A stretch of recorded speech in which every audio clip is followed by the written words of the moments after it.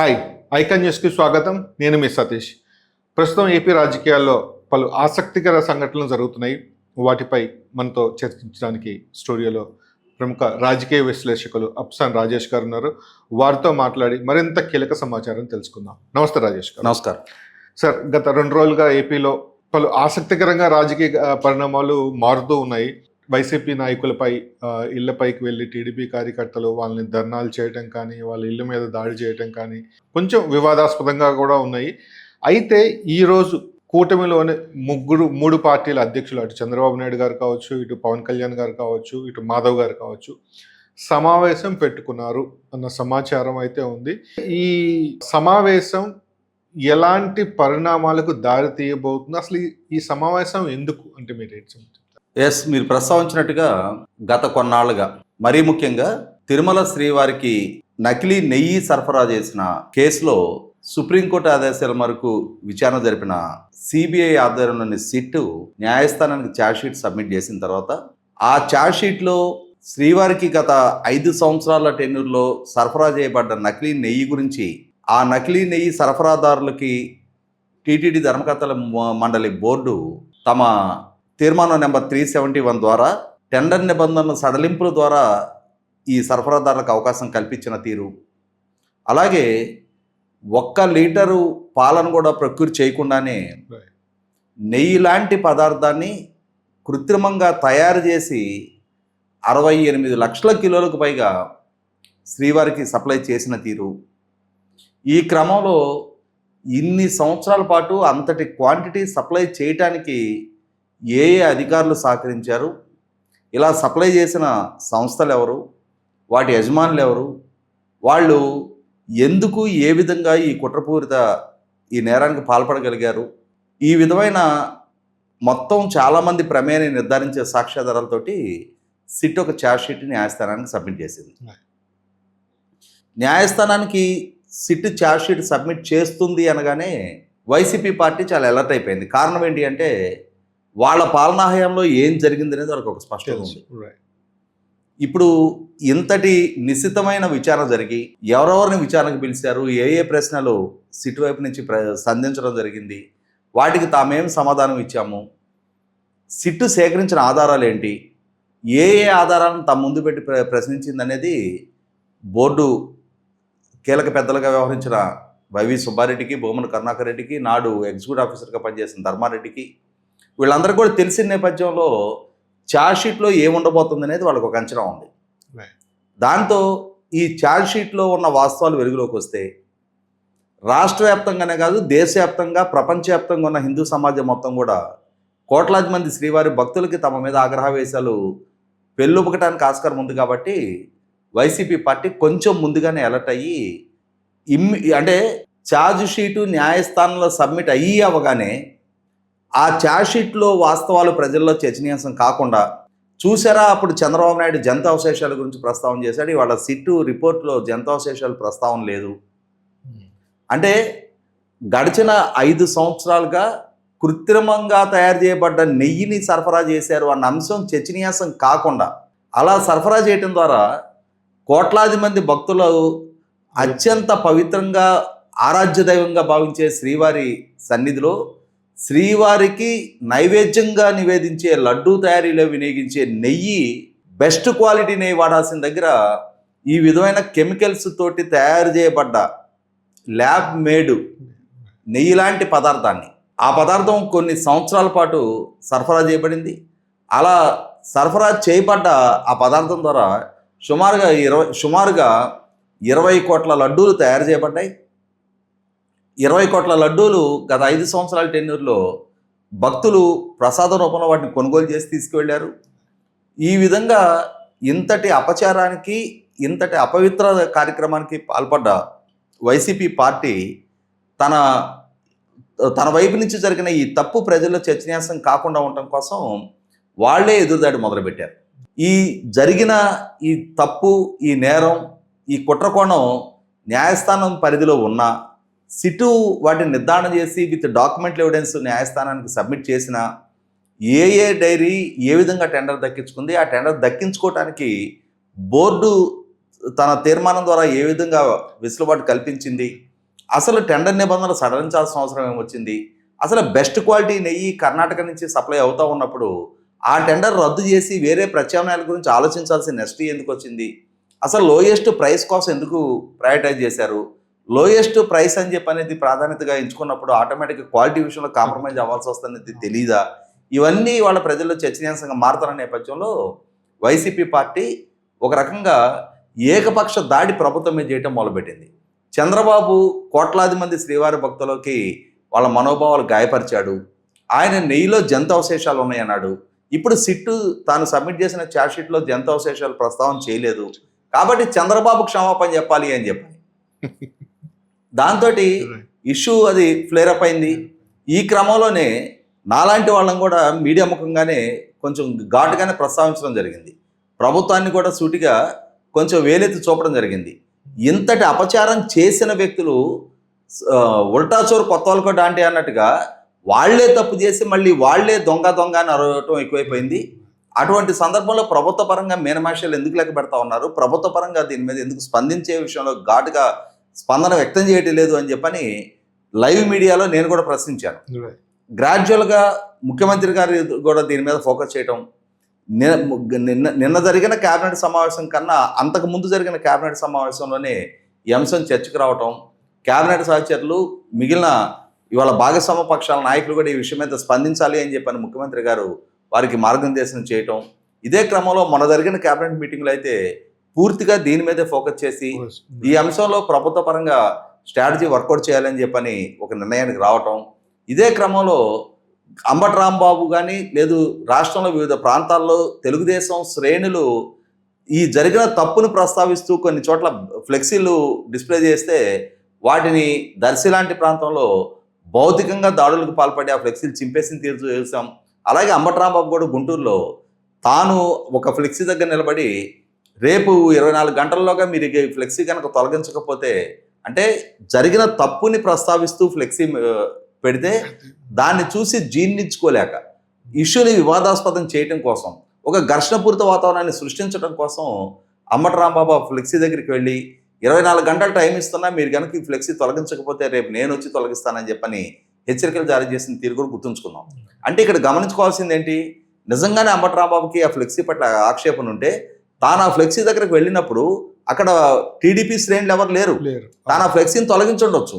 కానీ అతను టీడీపీ శ్రేణులు అలర్ట్ అయ్యే విధంగా వాళ్ళు కూడా స్పందించడానికి ఆస్కారం కలిగిస్తూ 24 గంటలు టైం ఇస్తున్నా మీకు, మీరు కనుక తొలగించకపోతే నేనే తొలగిస్తా అంటే నేను రావడానికి సిద్ధంగా ఉన్నా, మీరు కూడా ఆ టైంకి రండి, మీరు నేను ఘర్షణ పడదాము అనే ఒక రకమైన ఉద్రిక్తతలు సృష్టించడంలో భాగంగా అంబటి రాంబాబు 24 గంటల టైం అని చెప్పని మరుసటి రోజు కూడా వాళ్ళ పార్టీ ఓ ప్రోగ్రాం తీసుకుంది.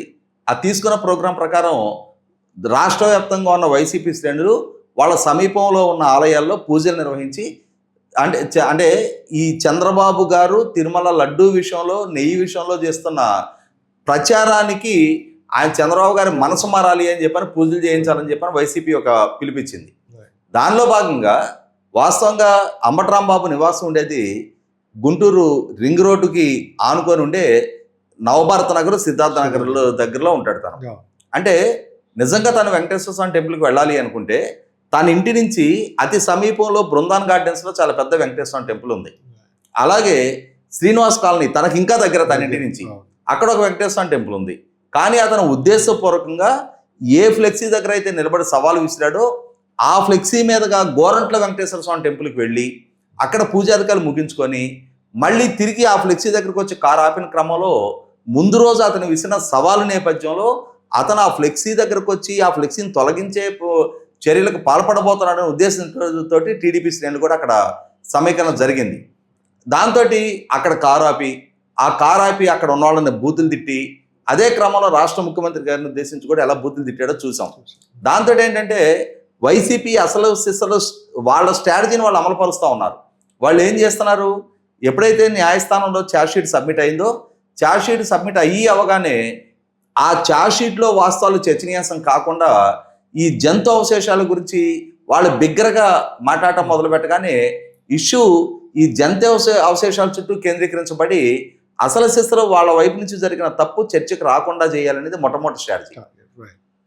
ఆ ఇష్యూ బూమరాంగ్ అయ్యి ఇష్యూ ప్రజల్లో చర్చనీయాంశంగా మారిన తర్వాత ఆటోమేటిక్గా మరింత ఉద్రిక్తతలు పెంచడం కోసం అని చెప్పని సాక్షాత్తు రాష్ట్ర ముఖ్యమంత్రి గారిని టార్గెట్గా చేసుకొని మొట్టమొదటిగా పేర్ని నాని, తర్వాత భూమన కరుణాకర్ రెడ్డి, అంబటి రాంబాబు, జోగి రమేష్ లాంటి వాళ్ళు ముఖ్యమంత్రి గారిని, ఉప ముఖ్యమంత్రి గారిని, లోకేష్ని టార్గెట్గా చేసి ఇష్టారీతిన వ్యక్తిగత దోషణలకు దిగారు. వీళ్ళకి కలిసి వస్తూ కాకాని గోవర్ధన్ రెడ్డి నెల్లూరు జిల్లా నుంచి తాను కూడా వ్యక్తిగత దోషణలకు దిగడం జరిగింది. ఈ నేపథ్యంలో అంబటి రాంబాబు ఉద్దేశపూర్వకంగా నిష్కారణంగా ముఖ్యమంత్రి గారిని దూషించి, ఆ దూషించే క్రమంలో కూడా అసభ్యకరమైన సంస్కారహీనపు భాషా ప్రయోగంతో దోషణలతోటి ముఖ్యమంత్రి గారిని అవమానపరిచే విధానం వ్యాఖ్యాతను వైపించి చేసిన తీరు చూసాం. అతను విసిరిన సవాళ్లు చూసాం. ఈ క్రమంలో అతను వాడిన ఈ అభ్యంతరకర భాష నేపథ్యంలో అతను క్షమాపణ చెప్పాలి అని చెప్పని టీడీపీ జనసేన శ్రేణులు అంబటి రాంబాబు ఇంటి వరకు వెళ్ళటం జరిగింది. అయితే ఇక్కడ గమనించుకోవాల్సింది, ఉద్దేశపూర్వకంగా ఉద్రిక్తతలు పెంచటమే ఒక ఎజెండాగా వైసీపీ వ్యవహరిస్తుంది. ఆ వైసీపీ వ్యవహరించే క్రమంలో కూడా ఇప్పుడు యాక్చువల్గా ఈ సంఘటన జరిగినప్పుడు ఆ రోజు టీటీడీ చైర్మన్గా ఉంది వైవి సుబ్బారెడ్డి, రాష్ట్ర ముఖ్యమంత్రిగా ఉంది జగన్మోహన్ రెడ్డి, నాడు టీటీడీ ఈఓగా ఉంది ధర్మారెడ్డి. ఆ రోజు ఈ నిర్ణయం తీసుకోవడానికి, అంటే టెండర్ నిబంధన సడలీకరించే నిర్ణయం తీసుకోవడానికి ప్రొక్యూర్మెంట్ కమిటీ, పర్చేసింగ్ కమిటీ సభ్యులుగా స్పెషల్ ఇన్వైటీస్గా హాజరైంది చెవిరెడ్డి భాస్కర్ రెడ్డి, భూమన కరుణాకర్ రెడ్డి. వాస్తవంగా పర్చేసింగ్ కమిటీ సభ్యులు ఇప్పుడు మంత్రిగా ఉన్న పార్థసారథి గారు, ఇప్పుడు కొవ్వూరు ఎమ్మెల్యేగా ఉన్న వేమిరెడ్డి ప్రశాంత్ రెడ్డి గారు, వీళ్ళని ఆ పర్చేసింగ్ కమిటీ సమావేశానికి ఆహ్వానించకుండా ప్రత్యేక ఆహ్వానితులుగా, అసలు అంటే పర్చేసింగ్ కమిటీతో సంబంధమే లేని భూమన కరుణాకర్ రెడ్డిని, చెవిరెడ్డి భాస్కర్ రెడ్డిని పిలిచి వారి చేత సంతకాలు పెట్టించుకొని తాను కూడా స్వయంగా వైవి సుబ్బారెడ్డి సంతకం చేసి ఆ తీర్మానాన్ని ఆమోదించారు. అంటే ఇక్కడ ఉద్దేశపూర్వకంగా ఈ చర్యలకు పాల్పడింది, ఈ నకిలీ సంస్థలని ఆహ్వానించింది, వాళ్ళకి అవకాశం కల్పించింది వైవి సుబ్బారెడ్డి, భూమన కరుణాకర్ రెడ్డి, ధర్మారెడ్డి, చెవిరెడ్డి భాస్కర్ రెడ్డి. వీళ్ళ హయాంలో ఆ విధమైన చర్యలకు పాల్పడితే వాళ్ళు ఎక్కడ మీడియాకు వచ్చి మాట్లాడరు.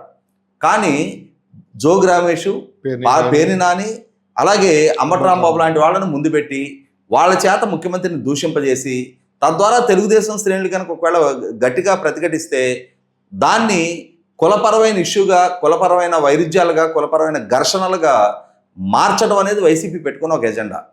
ఒకటి, తమ మీదకి ముంచుకొచ్చిన ఆరోపణల్ని, తమ ప్రమేయాన్ని నిర్ధారించే ఛార్జ్షీట్ని పక్కదోవ పట్టించాలి. ఈ ముఖ్యమంత్రిని దూషింపజేయటం ద్వారా, జంతు అవశేషాల ప్రస్తావన తీసుకురావడం ద్వారా ముఖ్యమంత్రి నిందితుడని పోర్ట్రేట్ చేయాలి. ఒకవేళ అది కనుక బూమరాంగ్ అయితే ముఖ్యమంత్రిని దూషించడం ద్వారా ఉద్రిక్తతలు పెంచాలి. అలా ఉద్రిక్తతలు పెంచడం ద్వారా సమాజంలో కులపరమైన విభజన తీసుకురావాలనే ఒక క్రూరమైన ఆలోచనతో వైసీపీ పార్టీ వ్యవహరిస్తూ ఉంది. అంటే రాజకీయంగా తమకు ప్రతికూల పరిస్థితులు ఎదురైనప్పుడు, తాము చేసిన తప్పు ఇవాళ ప్రజల ముందు చర్చనీయాంశంగా మారుతూ ఉన్నప్పుడు, ఎలా అయితే గతం నుంచి ఎంత స్ట్రాటజికల్గా వివేకానంద రెడ్డి గారి హత్యలో చూసాం మనం, అదే స్ట్రాటజీ ఇప్పుడు కూడా అమలుపరుస్తా తాము అనుకున్న విధంగా తమకి, అంటే తమ ప్రమేయాన్ని నిర్ధారించే సాక్ష్యాధారాలు వాళ్ళ న్యాయస్థానం ముందుకు వచ్చున్నాయి కాబట్టి, తాము ప్రజల ముందు సంజాయిషి ఇచ్చుకోవాల్సిన పరిస్థితిలో ఉన్నాం కాబట్టి, హిందూ సమాజం చాలా కఠినంగా స్పందిస్తుందనే భయంతో ఇవాళ ఈ విధంగా దృష్టి మళ్లింపు చర్యలకు పాల్పడుతున్నారు. కాబట్టి ఈ విషయాల గురించి చర్చించి తీరాల్సిన బాధ్యత ఇవాళ ఎన్డీఏ కూటమి పక్షాల మీద ఉంది, స్పందించి తీరాల్సిన బాధ్యత వీళ్ళ మీద ఉంది.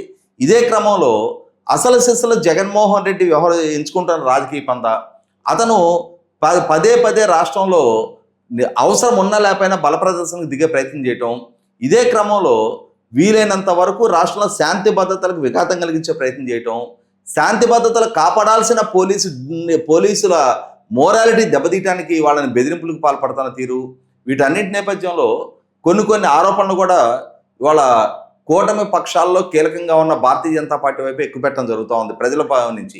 అరే భారతీయ జనతా పార్టీ కఠినంగా వ్యవహరిస్తే జగన్మోహన్ రెడ్డి అతను 12 సంవత్సరాలకు పైగా తన వ్యక్తిగత ఆస్తుల కేసుల్లో విచారణకు హాజరు కావటం లేదు. అలాగే అతను 12 సంవత్సరాలకు పైగా బెయిల్ మీద ఉండగలుగుతూ ఉన్నాడు.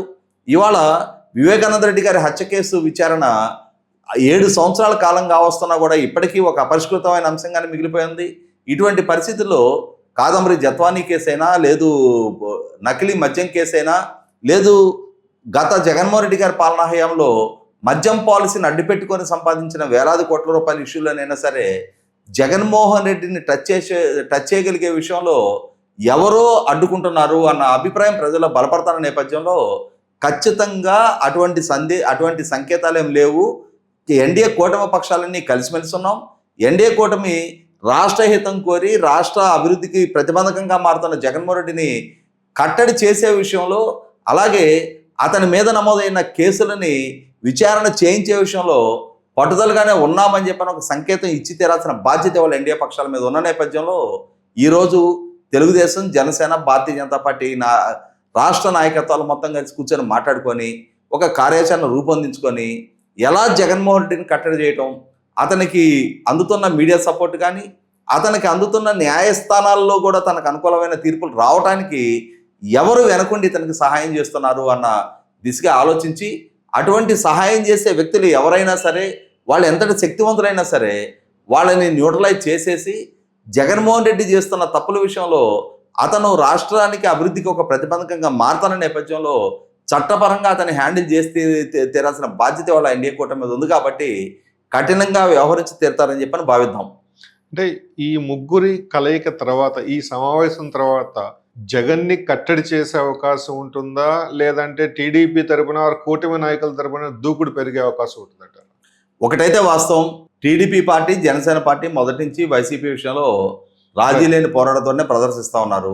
ఇదే క్రమంలో భారతీయ జనతా పార్టీ కూడా రాష్ట్రంలో, కేంద్రంలో అధికార భాగస్వాములుగా ఉన్న రాష్ట్ర అభివృద్ధి దృష్ట్యా కేంద్ర ప్రభుత్వ పరంగా వాళ్ళు చేయాల్సిన సహకారం ఇతధికంగా చేస్తూ వస్తున్నా కూడా జగన్మోహన్ రెడ్డికి సంబంధించిన అంశాల్లో, అతని కేసుల విచారణకు సంబంధించిన అంశంలో న్యాయస్థానాలు తనకి అనుకూలమైన నిర్ణయాలు ఈ రోజుకి వెలువడుతున్న నేపథ్యంలో కేంద్ర భారతీయ జనతా పార్టీ నాయకత్వం కొంతలో కొంత జగన్మోహన్ రెడ్డికి ఇప్పటికీ అండదండలు అందిస్తున్నారన్న ఒక అభిప్రాయం బలపడుతున్న నేపథ్యంలో వాటిని దూరం చేసుకోవాల్సిన బాధ్యత కేంద్ర భారతీయ జనతా పార్టీ నాయకత్వం మీద ఉంటుంది. కాబట్టి ఇక్కడ జాతీయ స్థాయిలో భారతీయ జనతా పార్టీ క్రెడిబిలిటీ జగన్మోహన్ రెడ్డి కోసం పండగ పెట్టుకోవడానికి నరేంద్ర మోడీ గారు కానీ, అమిత్ షా గారు కానీ ఎంతవరకు సాహసిస్తారనేది కూడా చూడాల్సిన అవసరం ఉంది. ఎందుకంటే ఇవాళ ఒక టెయింటెడ్ నేపథ్యం కలిగిన జగన్మోహన్ రెడ్డి లక్షల కోట్ల రూపాయల అవినీతికి అతను పాల్పడ్డాడు అని చెప్పని రాష్ట్ర ప్రజలు భావిస్తున్న నేపథ్యంలో అతని పాలనా హయాంలో జరిగిన చాలా అంశాల మీద ఇప్పటికే విచారణ పూర్తయిపోయి రిపోర్టు ప్రభుత్వానికి చేరున్న నేపథ్యంలో జగన్మోహన్ రెడ్డిని కట్టడి చేసే విషయంలో ఒక రోడ్ మ్యాప్ తోటి, స్పష్టమైన ప్రణాళికతోటి ప్రభుత్వం వ్యవహరించాల్సిన బాధ్యత ఉన్న నేపథ్యంలో ఇవాళ భారతీయ జనతా పార్టీ మీదకి వస్తున్న ఆరోపణలు, ప్రజల్లో వెలువడుతున్న అనుమానాల నేపథ్యంలో తమకి తాము క్లీన్ ఇమేజ్ ఇచ్చుకొని తీరాల్సిన బాధ్యత భారతీయ జనతా పార్టీ మీద ఉంది.